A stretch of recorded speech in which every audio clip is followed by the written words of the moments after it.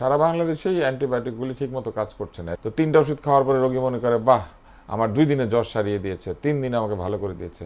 সাধারণ মানুষের যে ঔষধ বলবো না, এটা স্যালাইন, এসএমসি রোড স্যালাইন, যেটা বহুল প্রচলিত, সহজলভ্য, সব জায়গায় পাওয়া যায়।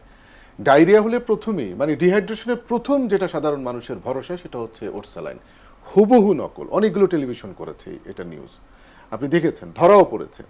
তো উনি যেটা তুষার ভাই একটু বললেন যে আসলে এগুলো তো ছোটোখাটো মেশিন না, এটা অনেক বড় মেশিন, যেটা দেখলাম আমরা টেলিভিশনে। এইটা কিভাবে সম্ভব হচ্ছে? না, নিশ্চয়ই কোনো না কোনোভাবে তারা মেশিন আমদানি করেছে। এবং আমাদের দেশে তো এটাও হয় যে যে কাজের জন্য মেশিনটা আনা, সেই কাজের কথা না বললে অন্য কাজের কথা বললে মেশিন ইম্পোর্ট করা হয়। আর নকলের ব্যাপারে দেখেন, আমাদের যারা নকল করেন তারা এটা কি জীবন রক্ষাকারী কোনো ওষুধ নাকি কি, এত কিছু বিবেচনা তো তারা করেন না। ওর স্যালাইন থেকে শুরু করে অ্যান্টিবায়োটিক তো বটে, আরও খুবই জরুরি ওষুধ, সেগুলিও নকল হচ্ছে।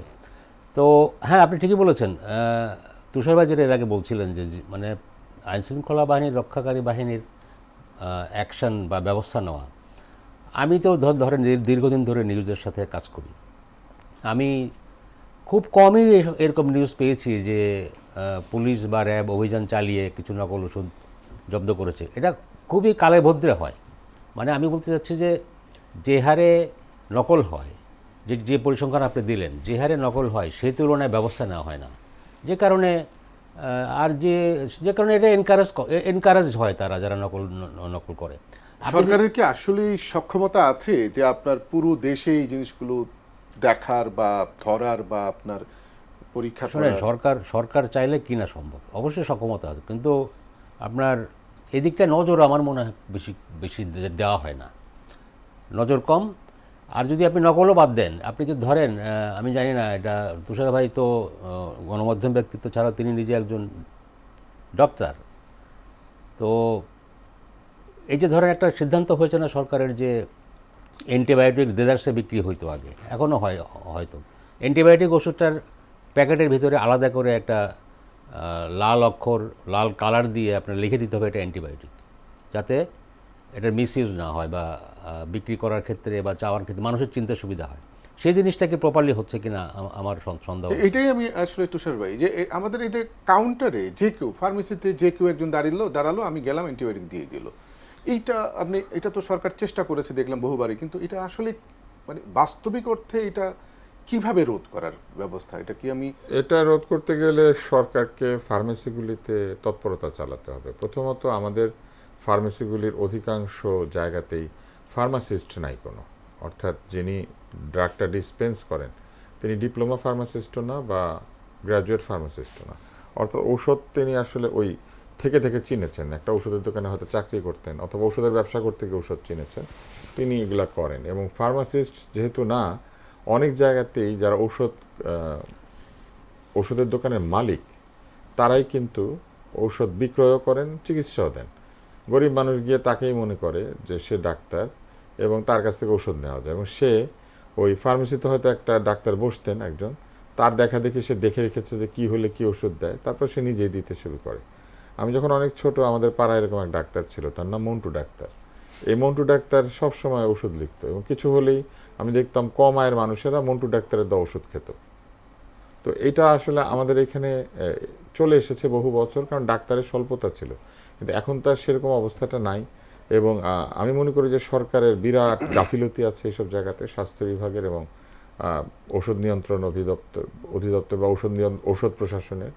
এই ফার্মেসিগুলির লাইসেন্স ক্যান্সেল করে দেওয়া উচিত যদি দেখা যায় যে তারা প্রেসক্রিপশন ড্রাগ নিজেদের ইচ্ছা মতো বিক্রি করছেন। দ্বিতীয়ত, প্রেসক্রিপশন ড্রাগের বিক্রির ব্যাপারে প্রেসক্রিপশন একটা ডকুমেন্টেড থাকা উচিত যে আপনি কার প্রেসক্রিপশনের এগেইনস্টে এই অ্যান্টিবায়োটিকটা বিক্রি করছেন। আরেকটা বিষয় খেয়াল করেছেন যে প্রত্যেক প্রেসক্রিপশনে কিন্তু ডাক্তারের রেজিস্ট্রেশন নাম্বার লেখা থাকতে হয়। তাহলে যে ডাক্তারের প্রেসক্রিপশনটা আসবে তার প্রেসক্রিপশনের এগেইনস্টে লিখতে হবে যে আমি এতগুলি অ্যান্টিবায়োটিক বিক্রি করেছি, এবং তিনি যতগুলি অ্যান্টিবায়োটিক কিনে এনেছেন, ওষুধ কোম্পানি থেকে এনেছেন, সেটার একটা ডেটা মেনটেন করতে হবে, ইনভেন্টরি। তারপরে যে কোনো সময় গিয়ে যদি ওষুধ প্রশাসন বলে যে আপনি গত 6 মাসে আপনার খাতা বের করেন কতগুলো অ্যান্টিবায়োটিক এসেছিল এবং তার এগেইনস্টে কী কী প্রেসক্রিপশন, তাহলে কিন্তু দেখা যায় যে এই লোকটা প্রেসক্রিপশন এটা কি এই বাস্তবতায় সম্ভব? এই বাস্তবতা খুবই সম্ভব। আপনি যদি তেলের ফিউয়েল কার্ড করে তেল বিক্রি করতে পারেন, তাহলে আপনি অ্যান্টিবায়োটিক কিংবা ঔষধ কেন বিক্রি করতে কিন্তু পারবেন না? ডিজিটাল যাচ্ছে দুনিয়াতে না। এটা খুবই সম্ভব। কিন্তু লোকজন তো যাচ্ছে না ডাক্তারের কাছে, লোকজন যাচ্ছে ওই সব লোক। সরকার নিজেও সেরকম ডাক্তার তৈরি করার চেষ্টা করছেন, কোয়াক তৈরি করার চেষ্টা করছেন, যাদেরকে আমরা বলি অতি অল্প শিক্ষিত বা অর্ধশিক্ষিত লোকজন, যাদেরকে ডাক্তার বা ডাক্তারি করার এক ধরনের লাইসেন্স দিয়ে দেওয়া হচ্ছে। তাহলে কি এটা যেমন এরকম যে ঔষধ লেখার ব্যাপারে এমবিবিএস গ্র্যাজুয়েট ডাক্তার ছাড়া অ্যালোপ্যাথিক ওষুধ লেখার কোনো অধিকার কাউকেই দেওয়া উচিত না। কিন্তু এখনো বাংলাদেশে এরকম আছে যে ডিপ্লোমা বা এই যে যেগুলিকে বলে হচ্ছে মেডিকেল অ্যাসিস্ট্যান্ট, যারা মেডিকেল অ্যাসিস্ট্যান্টদেরকে কিছু কিছু ওষুধ লেখার দায়িত্ব সরকার দিয়ে দিয়েছেন। একটা জিনিস বুঝতে হবে, আপনি স্বাস্থ্য রক্ষা করার চেষ্টা করছেন জনগণের, সেই জন্য আপনি যে কাউকে সেখানে পাঠিয়ে দিবেন? আপনি যদি কোনো একটা জায়গায় নিরাপত্তা দিতে চান, যে কারো হাতে বন্দুক দিয়ে দিবেন যে ঠিক আছে বন্দুক নিয়ে আপনি দাঁড়িয়ে যান? ব্যাপারটা কি এরকম? এরকম না তো। কিন্তু সরকার এই কাজটা করছেন শুধু স্বাস্থ্যের বেলায়, মানুষকে বুঝ দিচ্ছেন, হ্যাঁ তোমার এলাকায় তো স্বাস্থ্য আছে, ডাক্তার আছে, দিচ্ছে, তোমাকে তো ওষুধ দিচ্ছে। মানুষ খুশি মনে গিয়ে ওই ওষুধটা খেয়ে যেটা করছে সেটা হলো অ্যান্টিবায়োটিক রেজিস্ট্যান্স ডেভেলপ করছে। বাংলাদেশের অধিকাংশ অ্যান্টিবায়োটিক এখন কাজ করে না এবং এগুলি অকার্যকর হয়ে গেছে। রাজশাহী হসপিটালে একটা এই যে আপনার গবেষণায় দেখা গেছে, ওরা এই আপনার এনসিইউতে মানে আইসিইউতে আপনার 400 জনের মধ্যে একটা গবেষণা করেছে 6 মাস ব্যাপী।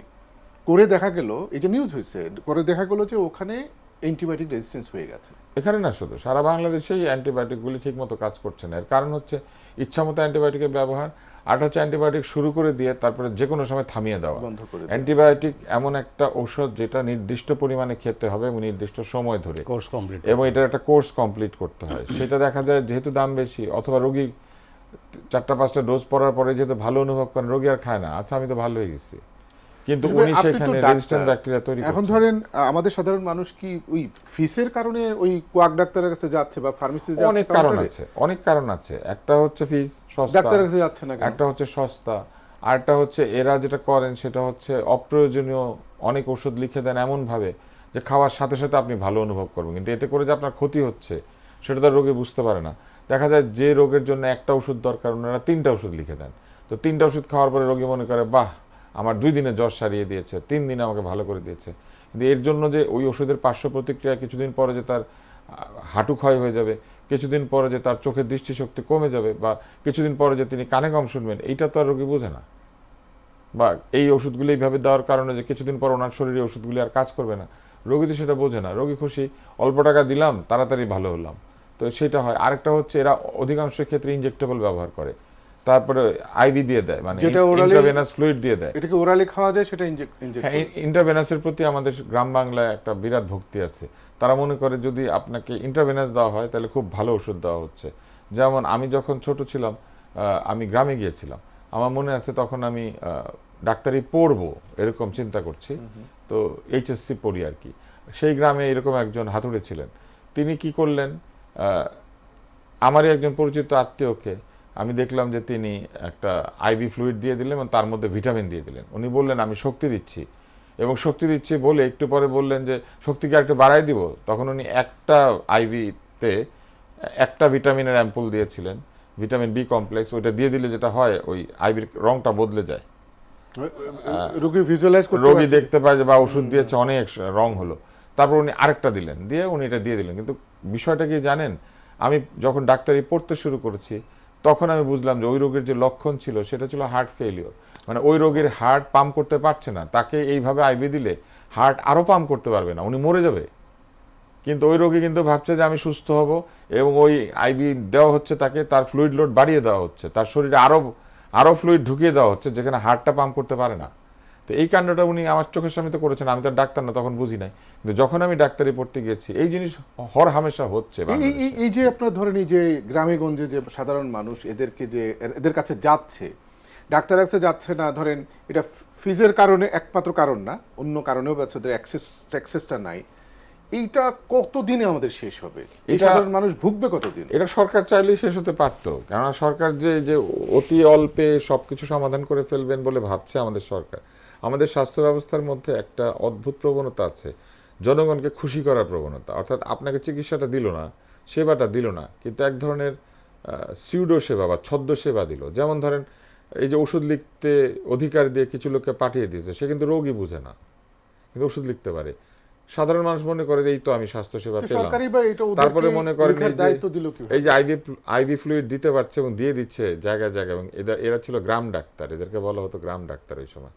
এই যে গ্রাম ডাক্তারের ব্যাপারটা, এটা নাকি এখনকার সরকার আবার চালু করার কথা ভাবছেন। এটা ভয়াবহ কাণ্ড হবে, কিন্তু সরকার এইগুলি বহু বছর ধরে এইভাবেই করে যাচ্ছে, মানুষকে খুশি করার চেষ্টা। আপনি দেখবেন হাসপাতালে উপকরণ নাই সেটা নিয়ে কথা হয় না, কিন্তু হাসপাতালে ডাক্তার নাই সেটা নিয়ে কথা হয়। আর ঢাল নাই, তলোয়ার নাই, নিধিরাম সর্দার ওখানে বসে থাকলে কি আপনি সুস্থ হবেন? হবেন না।